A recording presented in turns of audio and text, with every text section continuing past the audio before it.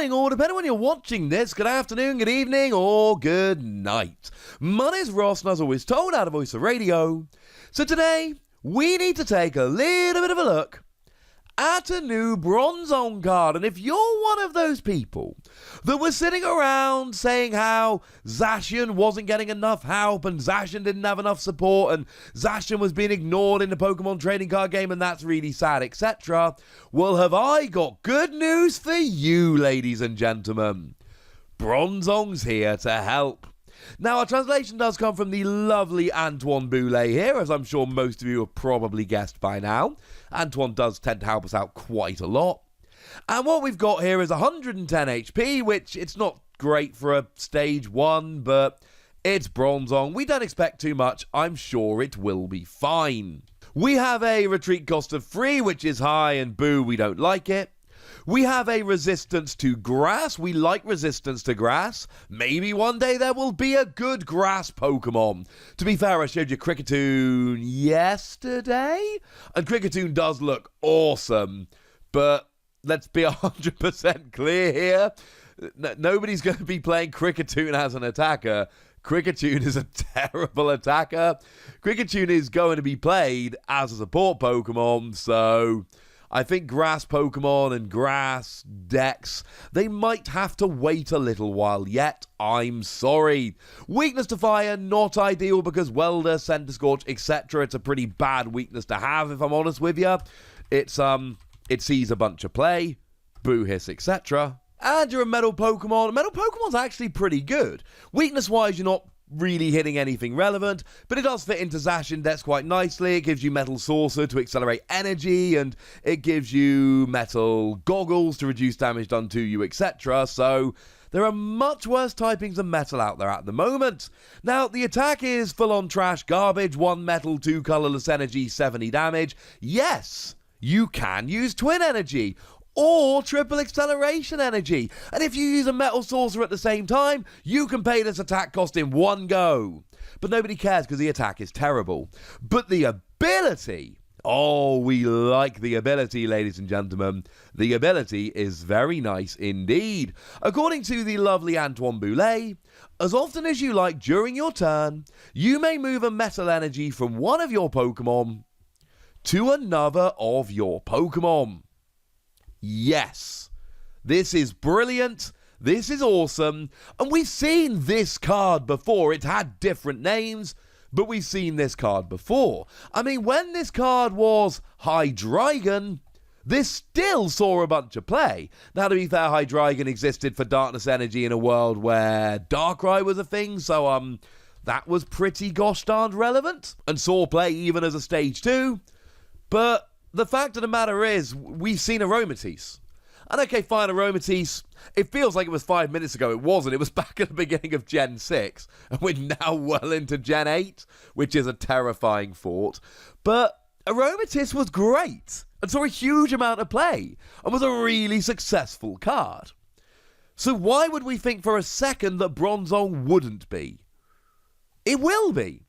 Now, Antoine's translations are usually absolutely spot on, and the translation we've been given is, as often as you like during your turn, you may move a Metal Energy. Not basic, Metal Energy. Oh, nice. To be fair, I was going through Pokemon that this is kind of similar to. I probably should have mentioned Klinklang, right? This is Klinklang, except it's not actually Klinklang. This is stage 1 Klinklang, so gutted Klinklang. And it literally is, it's Klinklang's ability. As often as you like during your turn, you may move a Metal Energy attached to one of your Pokemon to another of your Pokemon. And Klinklang didn't specify basic Metal Energy.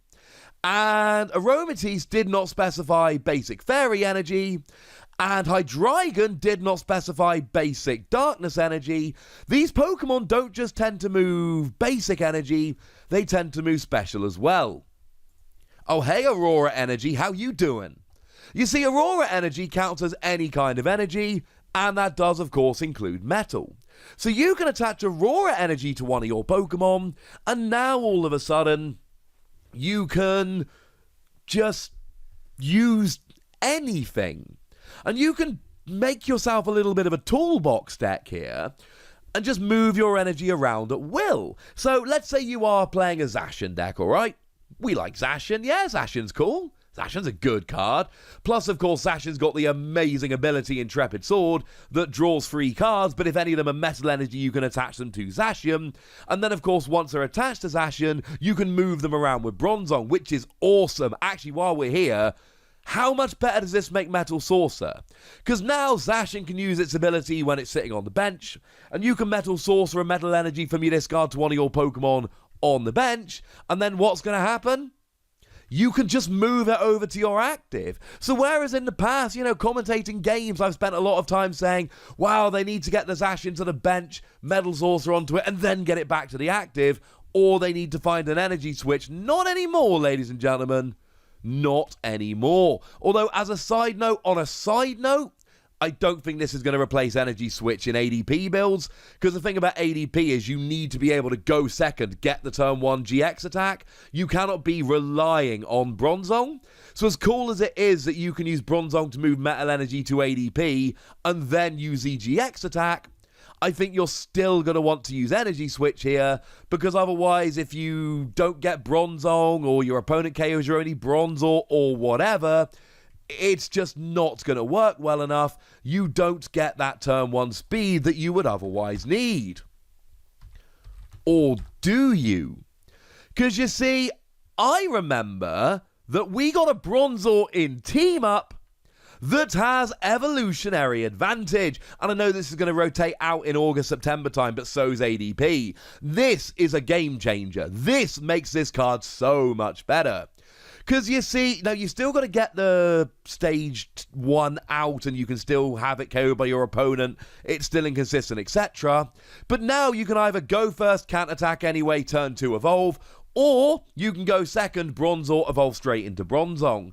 I don't know if that's going to be consistent enough for ADP decks to get rid of Energy Switch, but I do know that having evolutionary advantage helps. And just so we're clear, this, even if you're not playing it in ADP, it doesn't matter what deck you're playing it in, this makes Bronzong so much better.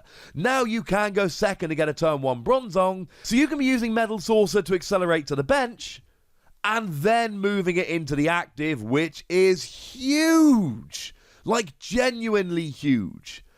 And there's so many different ways this can be played. This can be played in Zacian decks to just help out moving your energy around, either getting Metal Sorcerer straight to the active, or being able to switch a damaged Zacian to the bench, but then move all your energy up to a fresh one, and that will give your opponent an awkward choice. Do they take the prizes, but leave your energy on the board, leaving you attacking next turn, or do they go after the energy, leaving the prizes essentially on the board, meaning that you've potentially wasted an attack? It's an awkward situation. That's kind of the point. But you can also use it as a proper toolbox deck, and it really is a shame we lost Rainbow Energy, because if you could play 4 Rainbow Energy and 4 of these, I mean, that basically, now back in the day it was called Prism Energy and it only worked on basics, but that was how the old Kling Clang worked. 4 Prism Energy, 4 Rainbow Energy, go. Well, this would have been 4 Aurora Energy, 4 Rainbow Energy, although I've made this point a couple of times. I do expect Rainbow Energy to come back. Rainbow Energy is one of those cards, it's been released so many times at this stage that it really does seem like it is a really obvious and easy prediction to make that at some point it is going to come back. It seems kind of destined to return, doesn't it? And then you can play a deck with whatever you like. To get back to the original point I was actually making with Zacian, Zacian is weak to fire. So that kind of sucks. But what some people want to do is play Milotic. Well, Milotic can get KOs on all those pesky fire Pokemon, but also it needs 1 coloured energy, 1 Aurora energy, 1 water, call it what you will, and then 2 or 3 colourless. So now what you do is you just go ahead like you normally would with stuff like Aurora energy, and yes, I know you can't get it with Zacian's ability and you can't attach it with Metal Sorcerer and that sucks, etc. But now you can just move the energy over to Milotic, take a KO or 2, but then move the energy back to Zacian. Now, when we've had cards like this in the past, Max Potion has been huge. Max Potion completely heals you, but makes you discard all your energy as a punishment. But with cards like this, you move the energy off, max potion to heal. I would discard the energy, but would you believe it, there's none here. And then you move the energy back on after you've healed. And we don't have max potion at the moment, but we absolutely do have Cheryl. I showed you that yesterday, earlier today, something like that.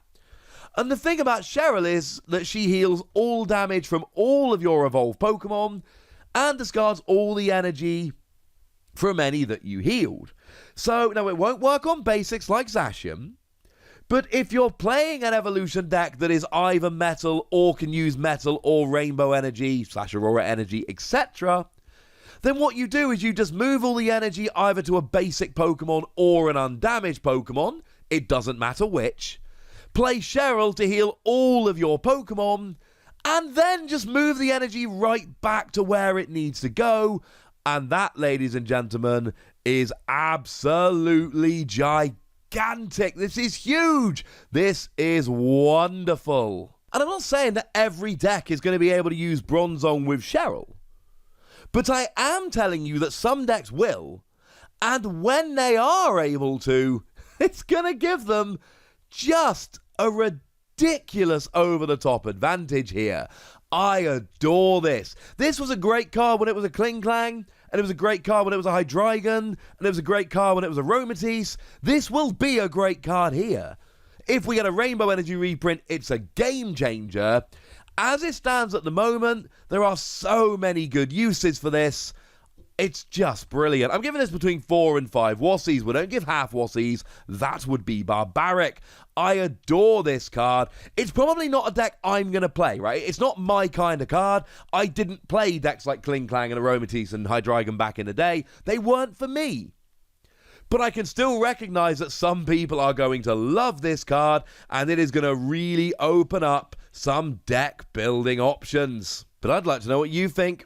So let me know in the comment section, would ya? Go nuts, be nice. And then make sure you like this video, subscribe to this channel, follow me on Twitter at TheWassie, and Twitch for some live action at twitch.tv/PTCG Radio. If you want to support the channel, get some bonus podcasts and all that good stuff, head on over to patreon.com/PTCG Radio, where you can do exactly that. But by far the most important thing, as always, look after yourselves till next time, would ya? Thank you very much for watching. My name's Ross, and you've been watching PTCG Radio.